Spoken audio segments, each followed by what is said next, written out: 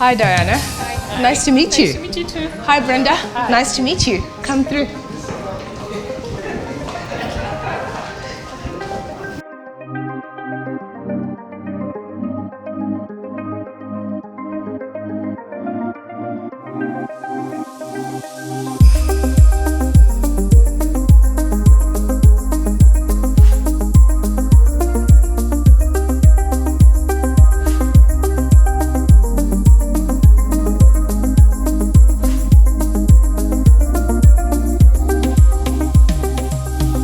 Good afternoon, ladies. Thank you for joining us on our first ever Goldmine. She is Remarkable Success, where we tackle this year's International Women's Day hashtag, which is hashtag Break the Bias. Today, I have Brenda Sekabembe together with Diane Kibuuka, both successful ladies in their own rights. One is from BNI and the one is from Bake For Me.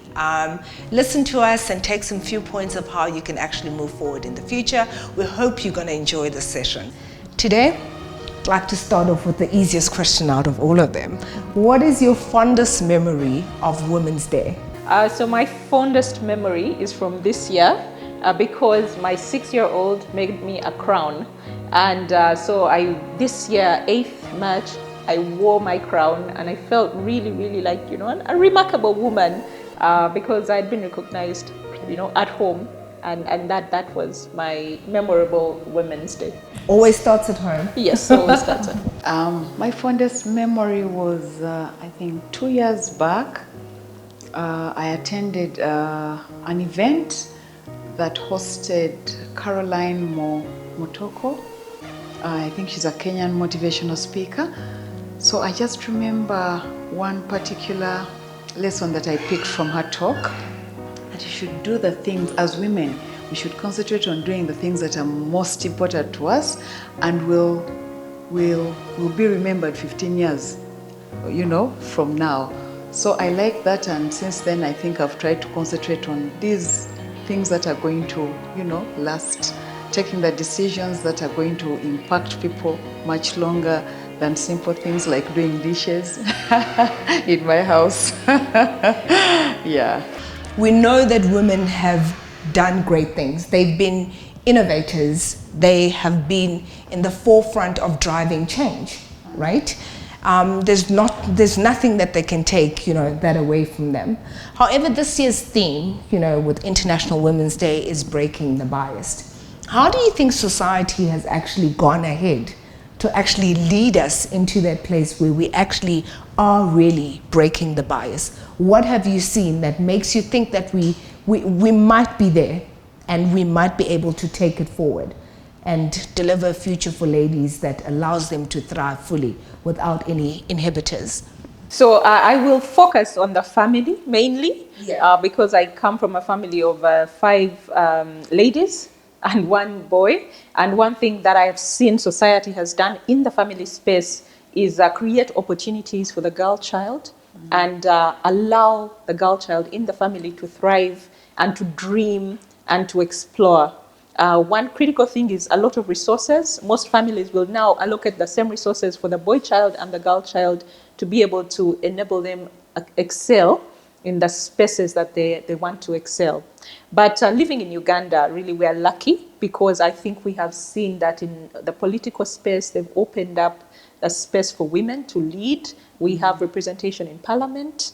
We have the vice president and the prime minister currently.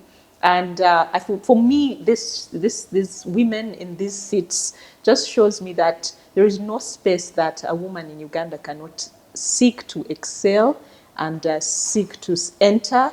The door is open. I'll look at it in the business sense as a businesswoman, and for most of the associations that I belong to, we are very intentional to pick up our fellow women whenever we can.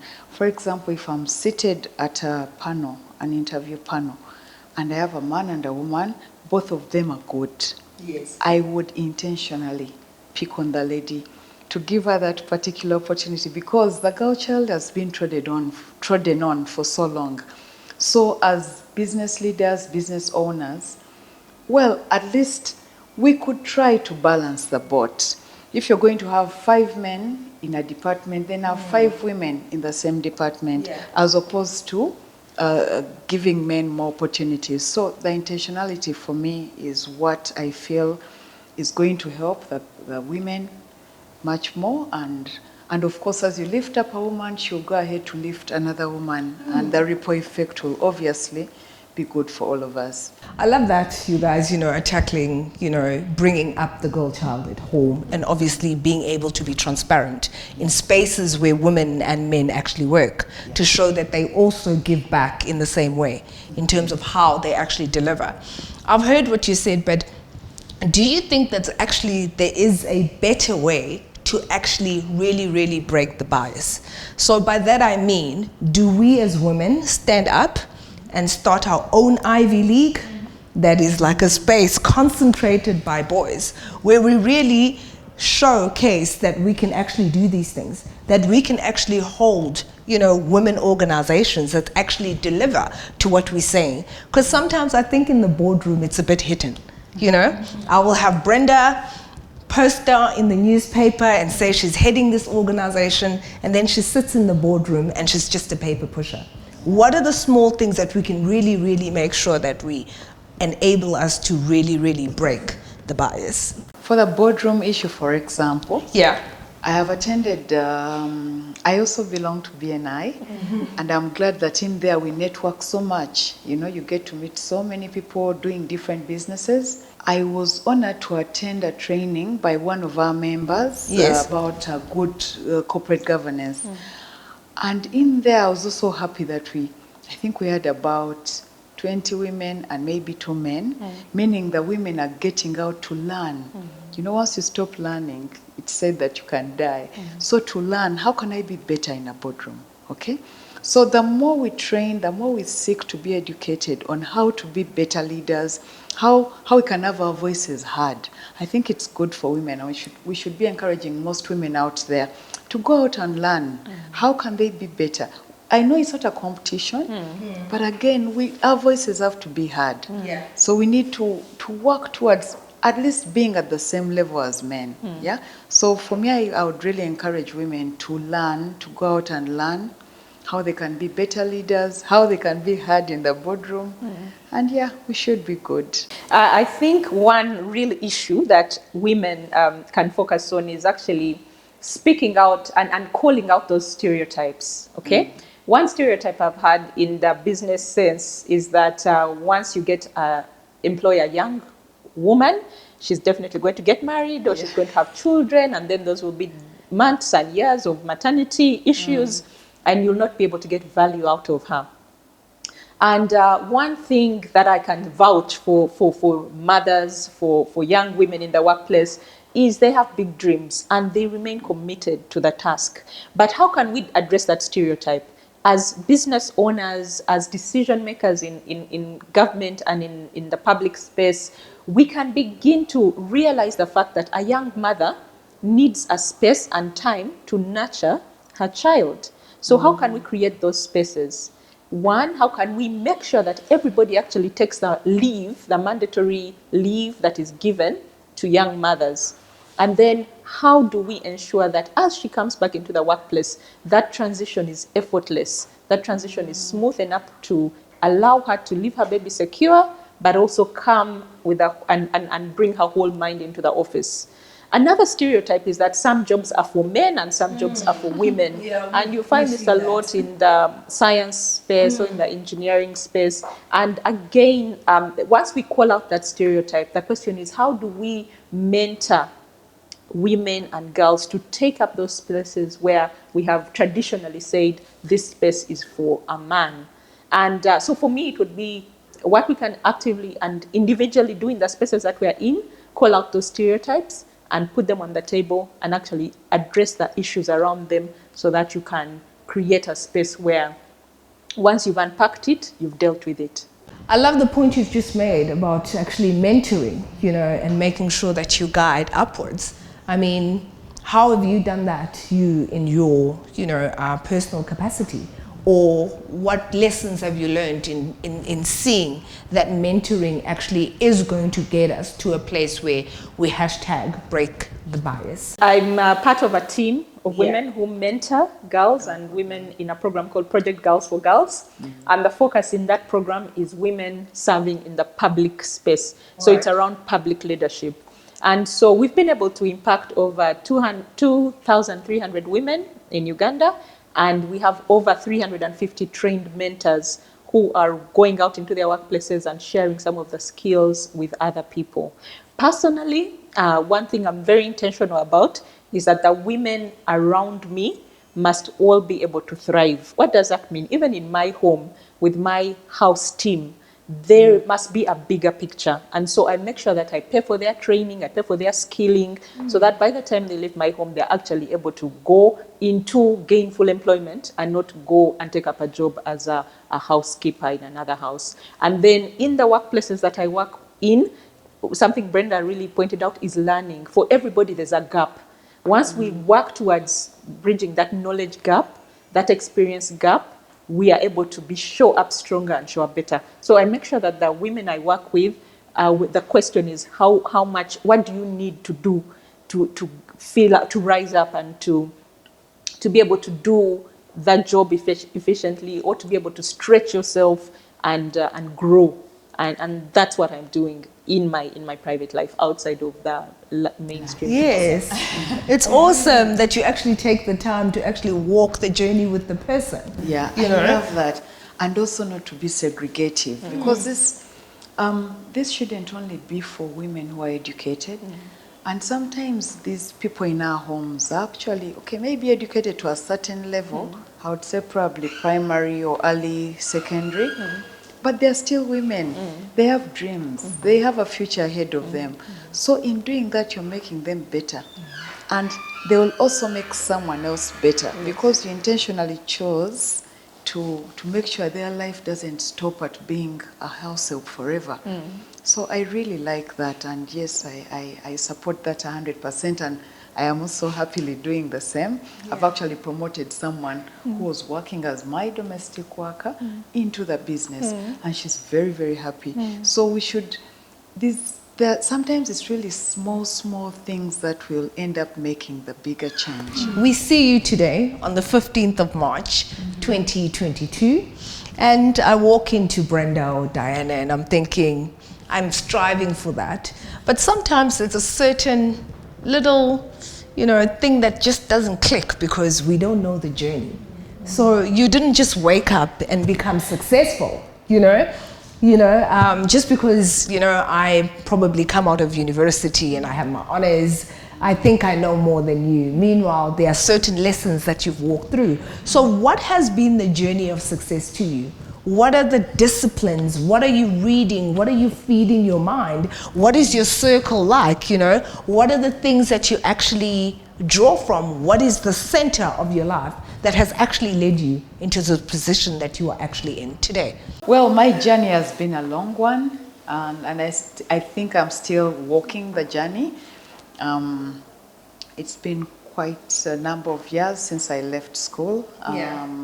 I did my bachelor's. I left university in 2004, and then did my master's in South Africa in 2008.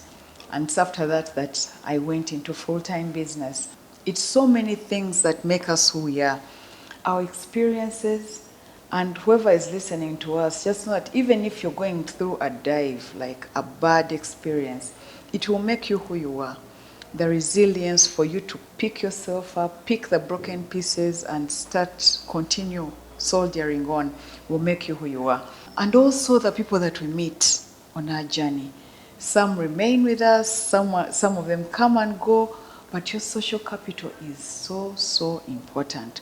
I'll still refer to Business Network International that I joined recently. It's such a beautiful space because you're meeting like-minded people, So you will listen to some of these business owners, admire them, learn from them. So you need to surround yourself with people who are going to push you, Awesome. You cannot keep yourself with, it's like it said, if you keep yourself with chicken, you'll remain on the ground. So look out for the eagles. Look out for the eagles. Yeah, so everyone's journey, of course, it can't be all rosy. There've been some rough patches. We probably still have rough patches to go through. But like, you get to a point where your skin is so thick. Like, if I could go through the other, I'll go through anything. Right. So it's just enjoy the journey, do the right thing, keep motivating others, keep doing good for others, lift them up, move together, and you'll find yourself moving up as well. That's a great point. Yeah. Thank you. Okay. I always, my story, I always go back to the beginning. You know, I think my mother and father really, really made the biggest impressions on me. And I always tell the story. My father, we used to live opposite the Makerere main gate, and he used to say to us, you know, life is open. The gate of Makerere is open. Everybody is going to come in from all over the world and from different parts of the country. And so that's how I see life. I see life as being open. The world is open. If you say yes to the opportunities, which are many, you can walk into those gates and you can succeed. So if you focus on having an abundance mindset, that there are enough opportunities in the world, you can begin to look for those opportunities. The second thing is my mom, and the one word I used to define my mom is love. And my mom loves everybody, irrespective of color, tribe, and you know, no matter where you're coming from or who you look like, she's very accepting and accommodating. And I think it taught me to see beyond the surface. So every time I meet people, I don't just look at how cool they look. Many times I look at them and I try to understand, who is this person? What drives them? Yeah. And I think that has helped me connect with people from different parts of the world, but also appreciate people for who they are. But the one critical thing that I would like to share with everybody is to focus on being authentic, being true to who you are. Because once you realize that you're running your own race, and you don't have to compare yourself to Brenda and, you know, Sophie and Diana and etc., you begin to pace yourself. And for me, one of the biggest game changers for me was when I fell very ill and I was incapacitated like for 3 months.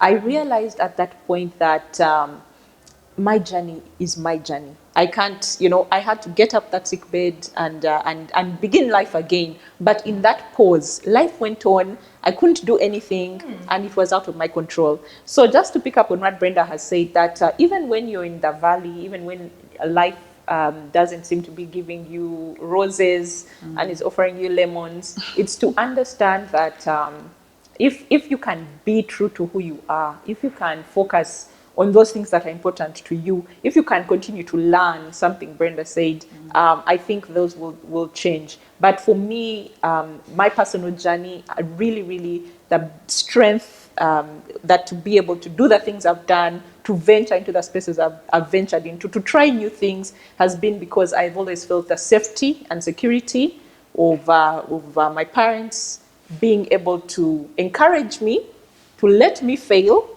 but to caution me. You know, they would allow you to go ahead, to fall, and they would still be there to carry you, to hold you safely and tell you, you know what, we shall figure it out. We shall take the next step together. But giving me that responsibility to fail forward and to keep learning from my failure. I love those points. I really do. It makes so much sense and it actually excites me. I think Brenda just said, you know, understand the circle around you, because if you hang around a bunch of birds and you are an eagle of some sort, you're not going to get away in life. And there's also another point from you there that says honor your parents, you know. Understand that when you're growing up, they're giving you something. And one thing that I love, do not compete with anyone. I mean, everyone has their own journey. Everyone runs their own race. So pace yourself, you know. Your finish line is your finish line and you're definitely going to get there. Obviously, since we're women, there's always got to be that vulnerability question that we throw. So, you know, you run a business, which is big for me, yes, right? And you're part of a very big organization of networking. So you deal with different personalities and things change. So Brenda first, what happens when you are running a successful business and the market changes and you're not making the budgets? The money is not coming in. And recently with COVID, I mean, where do you draw from? How do you rewrite the plan to make sure that you actually reach, the next goal? And with people no longer wanting to be part of the organization because their organizations are currently suffering. I mean, how do you get back to the board and get back onto the saddle again? Well, one bitter truth is that business is not for the faint-hearted. Yeah, business isn't for the faint-hearted. You might be successful when you're faint-hearted, but when you're faced with such a challenge, you shouldn't be afraid. One, sit back, relax, and rethink. What are you going to change? Change with you. We should be changing with the changing times. For example, I like that example of I think, was it the Nokia phone owners? Yeah. Who were so big I remember internationally. that. I think the first phone I ever owned was a Nokia. All of us. And then they were not fast enough to realize that things were changing. Yeah. Then Samsung came and took over. So we shouldn't be, our stories shouldn't be like that. So when you're faced with such a challenge, sit back, relax, think sometimes outside the box. What can you do differently? For example, when we are faced with economy challenges, the fuel prices are skyrocketing at the moment. We have no control over it as business people. I wouldn't speak for government. Sit down and think, can you go into something else? Can you change something about what you're doing now so that you can be able to still serve your clients? What can you do better? Obviously, in most businesses, there are things that at any one time, you know that there are things that you can improve. Maybe you're not doing it at that time, but when you're faced with such a challenge, it's the time to really sit down and say, no, I have to make this whatever right.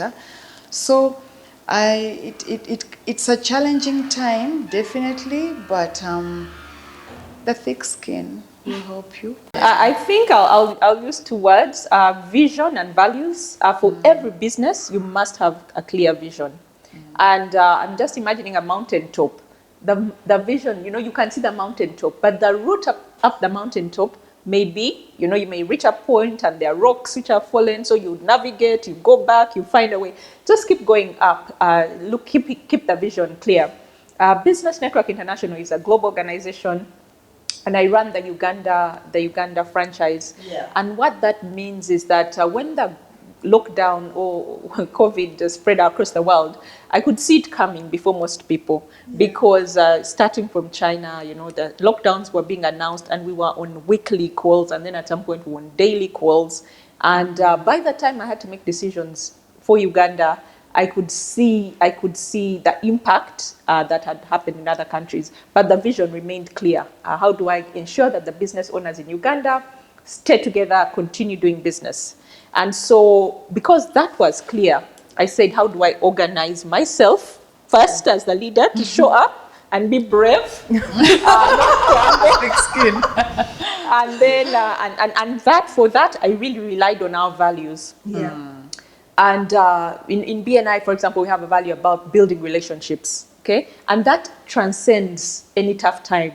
So because you focus on the relationships, you care about this business owner. So one of the things we did is waived fees for people who are renewing. We allowed them an extension to pay fees. The other thing that one of our values is learning, lifelong learning. And I remember in that season, I engaged business owners. I said, can we learn together?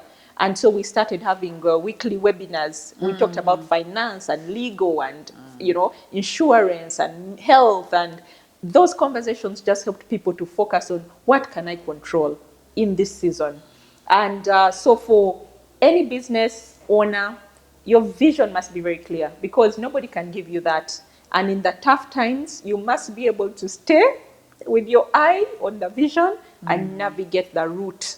And your values should transcend any season, and they must be rock solid. That in the face of of fire, they'll be like gold. They'll just be purified. They'll come out refined, and leave them practically. If you leave them daily, even in that season, the people you do business with, the suppliers you do business with, the clients you engage, they will see that your business is authentic, and they will continue to partner with you in spite of your challenges.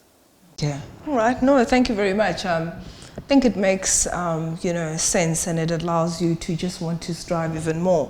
Particularly hearing your narration of the Nokia story. And I remember that when the CEO cried and said, "What did we do wrong? Did not innovate." Hence, you were lagging behind. So I think it's very important that when those things happen, you actually keep abreast with the times and innovate and see what you can do better at that specific time. So one of those questions that shows that women can fight and we stand our ground. So my question to you ladies is, being where you are at, obviously you see it and you deal with it every day. There's some disrespect that is always thrown at you. Some subtle and just some really, really overt. So here you are in a boardroom full of men, and you know that you deliver and you've come here to do your thing, and you're not given the time of day. How do you handle those things? I mean, how do you really show up and not be offended by it, or let it hurt your self-esteem in any way? How do you show up and deliver and actually show up, the person that has tried, to dig a little grave for you? How do you do that? I would love to listen to Dan. I think for me, it's having confidence in yourself. The beauty about confidence, it comes over time. It's tested over time. And now today, I have found that when you look at people as human, humanity bleeds, and these are people. So first of all, lose the fear. They're not, it's not God. You can call them out and ask. But the most critical thing, I think I've learned, that in every room that I'm in, I'm there for a reason and for a purpose. So I know that I'm not furniture, that dressing, and I have learned to put up my hand. I think women need to learn to put up their hands more and to ask questions. I have learned that there's no stupid question. If I'm in a space, if I don't know, I will seek clarity. And I have also learned to call people out. If somebody is being overtly inappropriate, I have learned to address it politely and call it out and ask if there's a problem and how I can help with the problem. But I must admit that in most of the rooms, you'll find allies. And allies are people, male or female, but who are willing to put up their hand for you and ask that difficult question, or to make room at the table and say, no, Diana, what do you think? And critical for women, let's begin to identify those allies so that we can align to them. And then the last thing is, many times we need to know that we need to show up prepared. If you're showing up in that space, be prepared. If you're showing up that boardroom, make sure you've read the board pack. If you're showing up for that business meeting, understand the numbers. Don't just show up and expect that they're going to explain, the meeting to you. Show up with having already prepared, and then you'll be able to contribute with confidence. I say for me, it's a learning curve with each space, but many times now I find myself in a room, only Black woman, youngest person, and only woman, and I have learned that I'm there for a purpose. Awesome. And I must be able to articulate my reasons for being there. Thank you very much. So be ready, know your stuff, and you'll be able to contribute. Brenda? I wouldn't add anything. Well said, Diana. And I like your advice.